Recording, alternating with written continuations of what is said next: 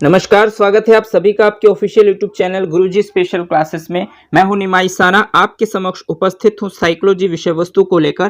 Students, आज की class में हम डिस्कस करने वाले हैं मापन एवं मूल्यांकन टॉपिक पर बेस्ड स्पेशल प्रैक्टिस सेट के बारे में। जैसे कि आप सब जानते हैं कि हम लास्ट क्लासेस के माध्यम से मापन एवं मूल्यांकन टॉपिक के कंटेंट को सबसे पहले डिटेल में जाना, उसके बाद उस पर बेस्ड 5 प्रैक्टिस सेट हमने सॉल्व किए, जिसमें लगभग हमने 50 प्रश्नों को सॉल्व किया है। और उसके माध्यम से आपको ये आइडिया हो पाया होगा कि मापन एवं मूल्यांकन टॉपिक में हमें क्या पढ़ना होता है और किस तरीके के प्रश्न आपके एग्जाम्स में बनते हैं। तो स्टूडेंट्स, आज की क्लास में हम कुछ और स्पेशल प्रश्नों के साथ आपके समक्ष उपस्थित हैं। ये वो प्रश्न होंगे स्टूडेंट्स जो मापन एवं मूल्यांकन टॉपिक पर बेस्ड होंगे, जहां से आपके सुपर टेट 2022 के एग्जाम्स में सीधे सीधे प्रश्न देखने को मिल सकते हैं। यदि आपका एग्जाम पेपर टफ बनाया जाता है और इस टॉपिक से रिलेटेड टफ प्रश्न लिए जाते हैं, तो इससे ज्यादा टफ प्रश्न आपके हो नहीं सकते। तो इस प्रैक्टिस सेट्स के माध्यम से, इस स्पेशल प्रैक्टिस सेट के माध्यम से आप अपनी तैयारी की जांच कर सकते हैं। यदि यहाँ पर आप 80% सवालों के आंसर सही देते हैं, तो इसका मतलब आप बिल्कुल सही तैयारी के साथ हैं और इस सब्जेक्ट से रिलेटेड आपके 30 में से 27 प्लस मार्क्स इजीली आ पाएंगे, यदि आप इस तैयारी को इसी तरीके से जारी रखते हैं। तो चलिए स्टार्ट करते हैं आज की क्लास और जानते हैं आज की क्लास का पहला क्वेश्चन आपकी स्क्रीन पर है। स्टूडेंट्स, फर्स्ट क्वेश्चन में आपसे पूछा गया है कि मापन के क्षेत्र नहीं है, यानी कि जो मापन के क्षेत्र होते हैं इसमें से कौन से नहीं हैं, ये आपको बताने हैं। ऑप्शन फर्स्ट कहता है बुद्धि परीक्षण, ऑप्शन सेकंड कहता है व्यक्तित्व परीक्षण, ऑप्शन थर्ड कहता है उपलब्धि परीक्षण और ऑप्शन फोर्थ कहता है संख्यात्मक परीक्षण। अब आपको बताना है स्टूडेंट्स कि मापन के जो क्षेत्र होते हैं वो कितने होते हैं, किस प्रकार के कौन कौन से क्षेत्र होते हैं, और यहाँ पर जो क्वेश्चंस आपके बने हैं वो कौन से क्षेत्र नहीं हैं। यानी कि यदि आपने मापन के क्षेत्र अच्छे से पढ़े होंगे तो इसमें एक क्षेत्र आपको ऐसा दिखेगा जो आपने कभी नहीं पढ़े होंगे, और वही इस प्रश्न का राइट ऑप्शन हो जाएगा। तो आशा करता हूं कि आप क्वेश्चंस के राइट ऑप्शन तक पहुंच पाए होंगे। बट मैं आपको बता दूं कि जब मैं आपसे कंटेंट पर डिस्कशन कर रहा था तो मापन के क्षेत्र के अंतर्गत मैंने आपको बहुत सारे क्षेत्र बताए थे, जिसके अंतर्गत मैंने आपको बुद्धि परीक्षण भी बताया था, व्यक्तित्व परीक्षण के बारे में भी आपको मैंने बताया है, और उपलब्धि परीक्षण के बारे में भी मैंने आपके साथ डिस्कस किया है। बट यहाँ पर जो मैंने किया नहीं है वो है संख्यात्मक परीक्षण। इसीलिए इस क्वेश्चन का राइट ऑप्शन बनता है आपका डी, कि मापन के क्षेत्र नहीं है, यानी मापन का कौन सा क्षेत्र नहीं है। तो आपने जिस क्षेत्र को नहीं पढ़ा है वो है संख्यात्मक परीक्षण, जो इस क्वेश्चन का राइट ऑप्शन है। आई होप आप मेरी बातों को समझ पा रहे होंगे, और यदि आपने कंटेंट वाले पोर्शंस को बहुत अच्छे से देखा है, इसके प्रॉपर नोट्स बनाए हैं, उसको समझने की कोशिश की है, तो आपका ये प्रश्न बिल्कुल सही होगा, इतना मुझे विश्वास है।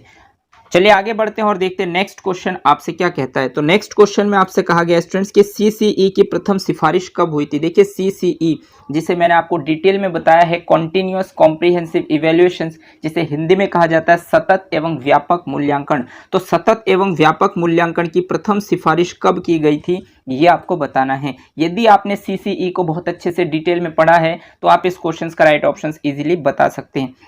ऑप्शन फर्स्ट कहता है राष्ट्रीय शिक्षा नीति 1986, ऑप्शन सेकंड कहता है एनसीएफ 2005, ऑप्शन थर्ड कहता है राष्ट्रीय शिक्षा नीति 1992 और ऑप्शन फोर्थ कहते हैं उपयुक्त सभी। अब आपको बताने कि 4 ऑप्शंस में कौन सा राइट ऑप्शन हो सकता है जिसने सीसीई की सर्वप्रथम सिफारिश की थी और कब की थी, ये आपको बताना है। तो स्टूडेंट्स, मैंने आपको कंटेंट वाले पोर्शंस में जब मैंने आपको सीसीई यानी कॉन्टिन्यूअस कॉम्प्रिहेंसिव इवैल्यूएशंस पर जब मैंने आपके साथ डिटेल में स्टडी की, तो मैंने आपको डिटेल में बताया कि इस सीसीई की पैटर्न की शुरुआत कब हुई, इसकी सर्वप्रथम सिफारिश किसके द्वारा की गई, और इसकी जो सिफारिश की गई वो कौन सी समिति के द्वारा की गई, और इसे 9th में कब अप्लाई किया गया, 10th में कब अप्लाई किया गया, सीसीई के अंतर्गत कौन कौन से पैटर्न होते हैं, कौन कौन से ग्रेडिंग स्केल्स होते हैं, सभी चीज़ों पे मैंने आपसे डिटेल में बात की है। अगर आपने कंटेंट वाले पोर्शंस को देखा है तो बहुत अच्छी बात है, अदरवाइज आप मापन एवं मूल्यांकन टॉपिक में सीसीई यानी कॉन्टिन्यूअस कॉम्प्रिहेंसिव इवैल्यूएशंस पार्ट्स को यदि देखेंगे तो आपको रियलाइज हो पाएगा, वहां से आपके बहुत सारे प्रश्न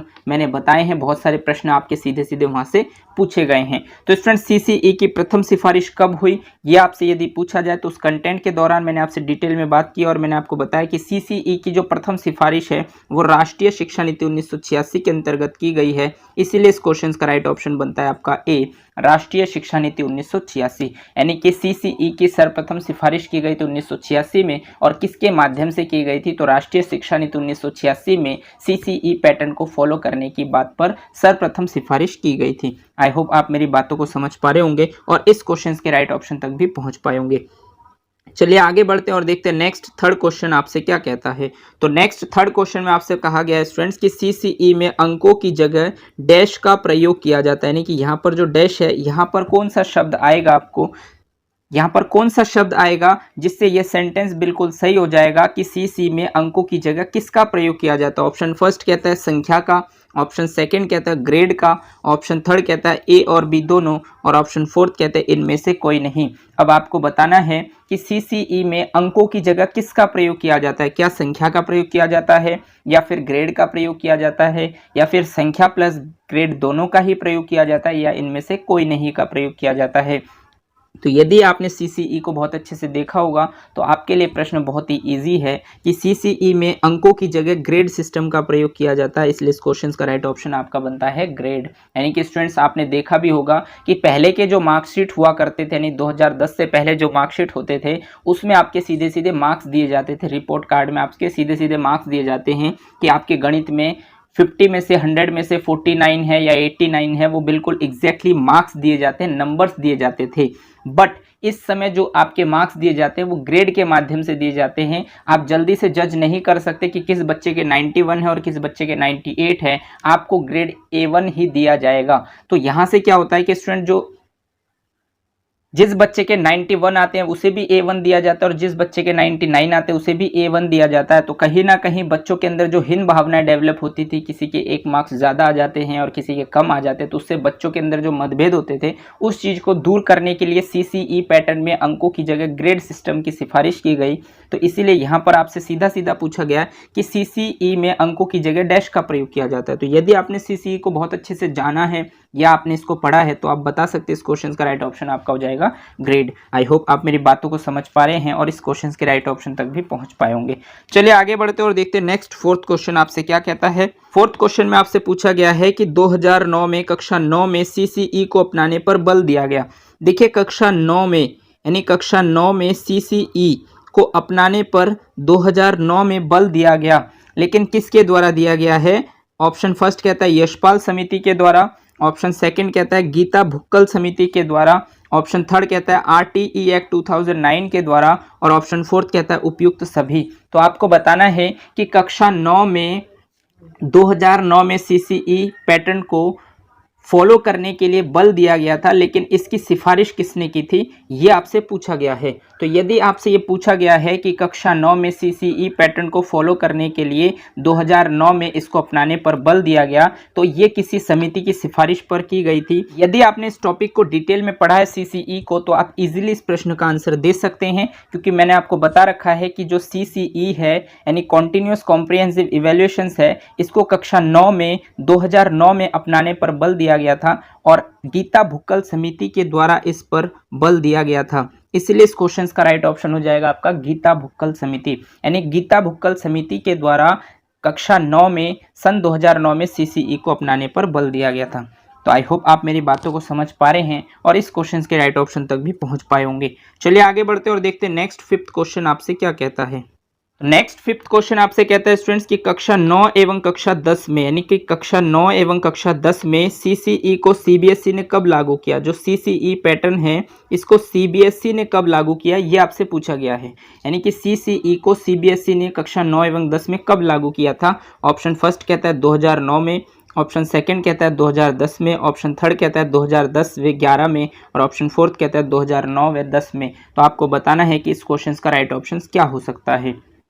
स्टूडेंट्स सबसे पहली बात तो यह है कि जब आप सीसीई को डिटेल में पढ़ते हैं तो इन सभी प्रश्नों के आंसर आप इजीली दे सकते हैं, बट मैंने आपको बताया है कि जो सीसीई है इसको सीबीएसई ने लागू किया था कक्षा 9 एवं 10 में 2010 और 11 के सेशन में, यानी सीबीएसई ने सीसीई को कक्षा 9 और 10 में 2010-11 में लागू किया था। इसलिए इस क्वेश्चन का राइट ऑप्शन बनेगा आपका 2010-11। आई होप आप मेरी बातों को समझ पा रहे हैं और इस क्वेश्चन के राइट ऑप्शन तक भी पहुंच पाए होंगे। चलिए आगे बढ़ते हैं और देखते हैं सिक्स क्वेश्चन आपसे क्या कहता है। तो सिक्स क्वेश्चन में आपसे कहा गया स्टूडेंट्स कि भारत में सीसीई को कब लागू किया गया था। देखिए भारत में यानी कि इंडिया में सीसीई को कब लागू किया गया ये आपसे सीधा सीधा पूछा गया। ऑप्शन फर्स्ट कहता है जुलाई 2009 में, ऑप्शन सेकंड कहता है अगस्त 2009 में, ऑप्शन थर्ड कहता है सितंबर 2009 में, और ऑप्शन फोर्थ कहता है अक्टूबर 2009 में। यानी कि भारत में सीसीई को लागू किया गया था 2009 में, लेकिन कब लागू किया गया था वो मंथ आपको बताने हैं। तो यदि आपने कंटेंट वाले पोर्शंस को बहुत अच्छे से देखा है और आप सीसीई को डिटेल में पढ़ कर आए हैं तो आप वास्तव में इस क्वेश्चन का राइट ऑप्शन इजीली बता सकते हैं। मैं आपको बता दूं इस क्वेश्चन का राइट ऑप्शन हो जाएगा आपका डी, कि भारत में सीसीई को लागू किया गया था अक्टूबर 2009 में, इसलिए इस क्वेश्चन का राइट ऑप्शन आपका बनता है डी, यानी अक्टूबर 2009। आई होप आप मेरी बातों को समझ पा रहे हैं और इस क्वेश्चन के राइट ऑप्शन तक भी पहुंच पाए होंगे। चलिए नेक्स्ट क्वेश्चन पर आगे बढ़ते हैं और देखते हैं सेवेंथ क्वेश्चन आपसे क्या कहता है। तो सेवेंथ क्वेश्चन में आपसे कहा गया स्टूडेंट्स की सीसीई के अंतर्गत ली जाने वाली परीक्षाएं एसए तथा एफए, यानी एसए तथा एफए का अनुपात बताइए। यानी कि जो एसए है जिसे हम सबमेटिव असेसमेंट कहते हैं और एफए होता है जिसे हम फॉर्मेटिव असेसमेंट कहते हैं, यानी हिंदी में सबमेटिव असेसमेंट को हिंदी में कहा जाता है योगात्मक आकलन, और जो एफए होता है फॉर्मेटिव असेसमेंट उसे रचनात्मक या निर्माणात्मक आकलन कहा जाता है। तो इसका रेशो आपसे पूछा गया है कि एसए तथा एफए का अनुपात बताइए, यानी कि एसए और एफए कितने % होते हैं। तो स्टूडेंट्स अगर आपने सीसीई पैटर्न को अच्छे से पढ़ा है तो आप इजीली इस क्वेश्चन का राइट ऑप्शन बता सकते हैं। ऑप्शन फर्स्ट कहता है 2:3, ऑप्शन सेकंड कहता है 3:2, ऑप्शन थर्ड कहता है 1:2 और ऑप्शन फोर्थ कहता है 2:1। अब आपको बताना है कि इन 4 ऑप्शनों में एक ऑप्शन आपका राइट है। यदि आपने कंटेंट को बहुत अच्छे से देखा है तो आपके लिए प्रश्न बहुत ही आसान है और बहुत ही बढ़िया प्रश्न आपसे पूछा गया है। इस प्रकार के प्रश्न ही आपके सुपर टेट एग्जाम्स में आपको देखने को मिलेंगे। स्टूडेंट्स मैंने आपको बताया कि सबमेटिव असेसमेंट 2 होते हैं, एक S1 SA1 और एक SA2 होता है, और फॉर्मेटिव असेसमेंट 4 बार होते हैं, FA1 FA2 और FA3 एंड FA4। और मैंने आपको बता रखे हैं कि जो FA1 होता है यानी फॉर्मेटिव असेसमेंट है वो 10% होते हैं, तो 4 बार होते हैं तो ये 40% हो जाएंगे, और SA1 और SA2 यानी 30% होते हैं। तो अगर मैं आपको बता दूं SA1 हो जाएगा आपका 60% और जो आपका FA हो जाएगा वो हो जाएगा आपका 40%। तो अगर आप इसका परसेंटेज निकालेंगे तो 23 जा 60 और 22 जा 40, तो इसका मतलब 3:2 जो है वो इस क्वेश्चन का राइट ऑप्शन है और वो है आपका ऑप्शन नंबर बी। इसलिए इस क्वेश्चन का राइट ऑप्शन हो जाएगा आपका बी 3:2, क्योंकि यहाँ पर आपसे सबसे पहले एसए और उसके बाद एफए पूछा गया है। यहाँ पर क्वेश्चन पैटर्न में अगर चेंज होता, सीसीई के अंतर्गत ली जाने वाली परीक्षा एसए की जगह अगर एफए होता और एफए की जगह अगर ऐसे होता तो उस केस में आपका राइट ऑप्शन हो जाता 2:3। लेकिन यहाँ पर आपसे सबसे पहले एसए पूछा है तो एसए के परसेंटेज होते हैं 60% और एफए के होते हैं 40%, इसीलिए पहले आ जाएगा 3 और बाद में आएगा 2, तो 3:2 इस क्वेश्चन का राइट ऑप्शन है। स्टूडेंट्स क्वेश्चंस जो पूछने के तरीके हैं उस पर भी आपको ध्यान रखना होगा। जरूरी ये नहीं है कि यहाँ पर आपसे एसए और एफए का अनुपात पूछे, हो सकता है कि एग्जामिनर इसमें एफए रेशो एसए पूछ लिया जाए आपसे, तो यहाँ पर आपके कंटेंट के साथ साथ आपके माइंड्स को भी ध्यान रखना होगा कि रेशो किसका ज़्यादा है और आपको रेशो निकालना आना चाहिए, तभी आप ऐसे प्रश्नों के राइट ऑप्शंस इजीली बता सकते हैं। आई होप आप मेरी बातों को समझ पा रहे हैं और क्वेश्चंस के फॉर्मेशंस को भी समझ पा रहे हैं। हो सकता है कि एग्जामिनर यहाँ पर रेशो के पैटर्न को चेंज कर दे, तो अगर रेशो के पैटर्न को चेंज कर देंगे तो ऑप्शंस जो है वो भी पैटर्न चेंज हो जाएगा, यानी आंसर का पैटर्न भी चेंज हो जाएगा। तो इन सभी चीज़ों को आप ध्यान रखेंगे तो आपके क्वेश्चंस गलत नहीं होंगे। आप आए हुए क्वेश्चंस को कभी कभी गलत कर बैठते हैं, वो गलती से पढ़ बैठते हैं, पढ़ लेते हैं उल्टा, और इसीलिए आपके आंसर कभी कभी हो जाता है गलत। तो इन सभी चीज़ों को ध्यान रखेंगे क्योंकि सुपर टेट में एक एक मार्क्स आपके लिए काफ़ी ज़्यादा इंपॉर्टेंट रखते हैं। आई होप आप मेरी बातों को समझ पा रहे हैं और इस क्वेश्चन को भी समझ पाए होंगे। चलिए आगे बढ़ते और देखते नेक्स्ट 8th क्वेश्चन आपसे क्या कहता है। तो 8th क्वेश्चन में आपसे पूछा गया स्टूडेंट्स की अच्छे मूल्यांकन की विशेषताएं हैं, यानी कि जो अच्छे मूल्यांकन होते हैं, यानी जब आप इवैल्यूएशंस करेंगे, मूल्यांकन करेंगे आप अपनी कक्षा में, तो अच्छे मूल्यांकन के अंतर्गत कौन कौन सी विशेषताएं होनी चाहिए आपके मूल्यांकन के अंतर्गत, ताकि आप ये बता पाएं कि मैंने जो मूल्यांकन किए हैं वो अच्छे मूल्यांकन किए हैं, इसकी ये खासियत है, ये विशेषताएं हैं। तो ऑप्शन फर्स्ट कहता है मानकीकृत, यानी स्टैंडर्डाइज्ड होने चाहिए आपके मूल्यांकन। सेकंड ऑप्शन कहता है व्यावहारिकता, यानी बिहेवियर पर बेस्ड होने चाहिए आपके मूल्यांकन। बच्चा जो चीज़ सीख रहा है क्या वो चीज़ों को इम्प्लीमेंट कर पा रहा है या नहीं कर पा रहा है, ये भी बहुत ज़्यादा इंपॉर्टेंट है। इसीलिए कहा जाता है कि जो अच्छे मूल्यांकन है वो व्यावहारिकता पर भी आधारित होते हैं। और तीसरा ऑप्शन कहता है आपकी सरलता, यानी कि जो मूल्यांकन है वो सिंपल होने चाहिए, सरल होने चाहिए, ताकि आपको मेज़र करने में आसानी हो। जितना ज़्यादा आप ईजी बनाएंगे मूल्यांकन को उतना ही ज़्यादा आपका बेहतर माना जाता है। और ऑप्शन फोर्थ कहता है उपयुक्त सभी। अब आपको बताना है इन चारों ऑप्शनों में बेस्ट ऑप्शन आपके लिए क्या हो सकता है, जिसके बेसिस पर आप ये बता सकते हैं कि हाँ, आपने जो मूल्यांकन किए हैं वो अच्छे मूल्यांकन ही किए हैं, या आपके अच्छे मूल्यांकन की कौन कौन सी विशेषताएं हैं जिनका आपने अवश्य ध्यान रखा होगा।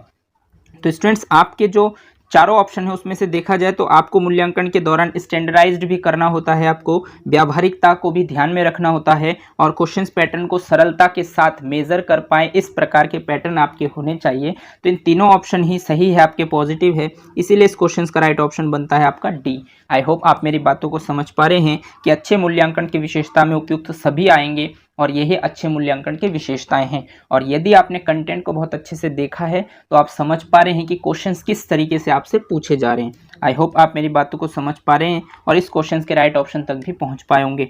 चलिए आगे बढ़ते हैं और देखते हैं नेक्स्ट क्वेश्चन में आपसे क्या पूछा गया है। तो नेक्स्ट 9th क्वेश्चन में आपसे पूछा गया स्टूडेंट्स कि सीसीई के अंतर्गत किसी बच्चे ने 7 सीजीपीए अंक प्राप्त किए हैं, तो उसको कौन सा ग्रेड दिया जाएगा।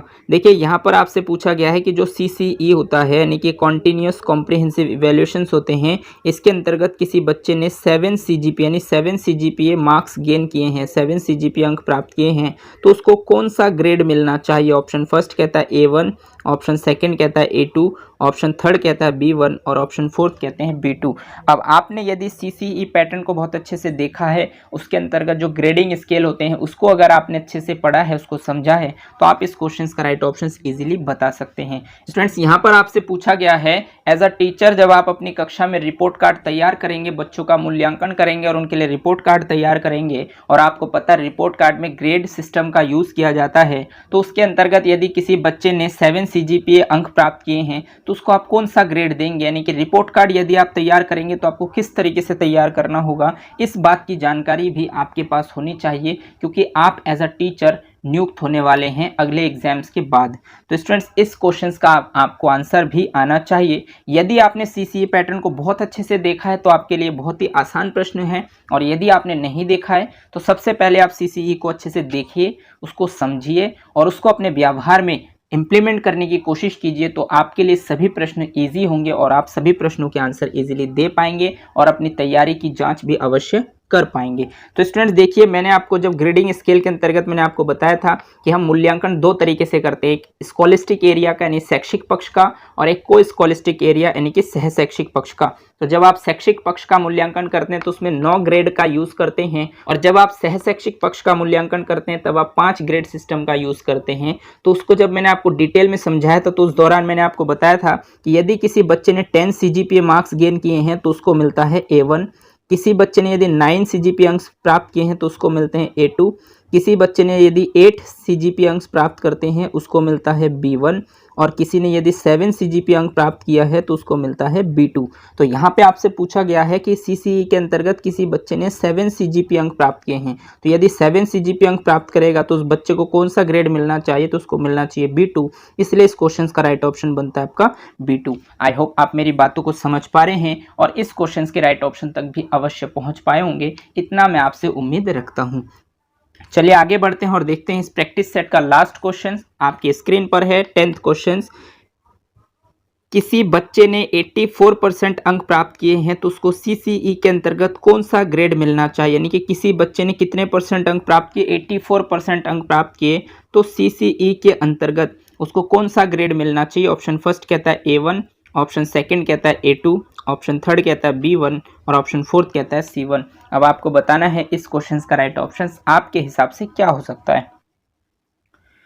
स्टूडेंट, जब मैंने आपको शैक्षिक पक्ष के मूल्यांकन के अंतर्गत 9 ग्रेड बताए थे तो उसके अंतर्गत मैंने आपको सीजीपीए के अंतर्गत भी नंबर्स बताए थे कि अगर आपके 7 सीजीपीए, 6 सीजीपीए, 8 सीजीपीए मार्क्स आते हैं तो आपको ये ग्रेड दिया जाता है, और यदि सीजीपीए की जगह आप परसेंटेज पर भी कैलकुलेट करते हैं तो भी आपको आइडिया हो जाता है कि किसी बच्चे ने यदि 91% से लेकर 100% तक मार्क्स गेन किए हैं तो उसको 10 सीजीपीए मिलता है, इसका मतलब उसको ग्रेड मिलता है A1। अगर किसी बच्चे ने 81% से लेकर 90% तक मार्क्स गेन किया है या गेन करता है तो उसको मिलता है A2। अगर किसी बच्चे ने 71% से लेकर 80% तक अगर कोई बच्चा मार्क्स गेन करता है तो उसको मिलता है B1, और यदि किसी बच्चे के 61% से लेकर 70% तक मार्क्स आते हैं तो उसको मिलता है B2। तो यहाँ पर अगर आप देखेंगे तो किसी बच्चे के 84% मार्क्स हैं, यानी 84% मार्क्स का मतलब वो बच्चा आएगा 81 से लेकर 90% के बीच में, क्योंकि 81, 82, 83, 84, 85 और 90 तक जाएगा तो कहीं ना कहीं वो इस ग्रुप के अंतर्गत आएगा और उसको जो ग्रेड मिलना चाहिए होगा वो मिलना चाहिए A2। तो ऑप्शन A1 आपका नहीं हो सकता, B1 भी आपका नहीं हो सकता, C1 भी नहीं हो सकता। इस क्वेश्चन का राइट ऑप्शन बनेगा A2। आई होप आप मेरी बातों को समझ पा रहे हैं और इस क्वेश्चन के राइट ऑप्शन तक भी पहुंच पाए होंगे। और यदि आपको यहाँ पर कोई कंफ्यूजन होता है तो आप कंटेंट वाले पोर्शंस को बहुत अच्छे से देखिए, CCE पैटर्न को अच्छे से स्टडी कीजिए, इसकी स्टार्टिंग कब हुई, कैसे हुई, कहाँ से हुई और इसके अंतर्गत कौन कौन से पॉइंट्स आते हैं जो आपके Super TET exams point of view से काफ़ी ज़्यादा इंपॉर्टेंट है। जब आप उनको अच्छे से समझेंगे, उनके प्रॉपर नोट्स बनाएंगे तो उनसे रिलेटेड कोई भी प्रश्न आपके एग्जाम्स में पूछे जाएंगे तो आप इजीली उस क्वेश्चन के राइट ऑप्शन तक पहुंच पाएंगे। आई होप आप मेरी सभी बातों को समझ पा रहे होंगे और इस प्रैक्टिस सेट के 10 प्रश्न जो मैंने अभी तक आपको कराए हैं वो सभी आपको क्लियर हो पाए होंगे। यदि कोई भी डाउट्स आपके माइंड में होता है तो आप कमेंट सेक्शन में कमेंट कर सकते हैं, मैं कोशिश करूंगा कि आपके डाउट्स को क्लियर करूं। और जो ये प्रश्न है, यदि किसी बच्चे के 80% मार्क्स यहाँ पर आते हैं इस प्रैक्टिस सेट के माध्यम से तो आप समझ सकते हैं कि आपकी तैयारी बिल्कुल सही है, सटीक है, आप सही जा रहे हैं और इसी तरीके से अपनी तैयारी को कंटिन्यू करते रहिए। आपके सुपरटेट 2022 एग्जाम्स में 30 out of 27 plus marks easily आ जाएंगे।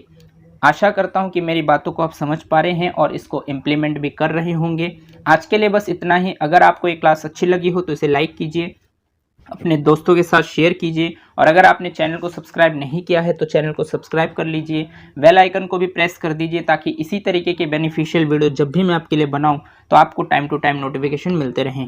धन्यवाद। जय हिंद।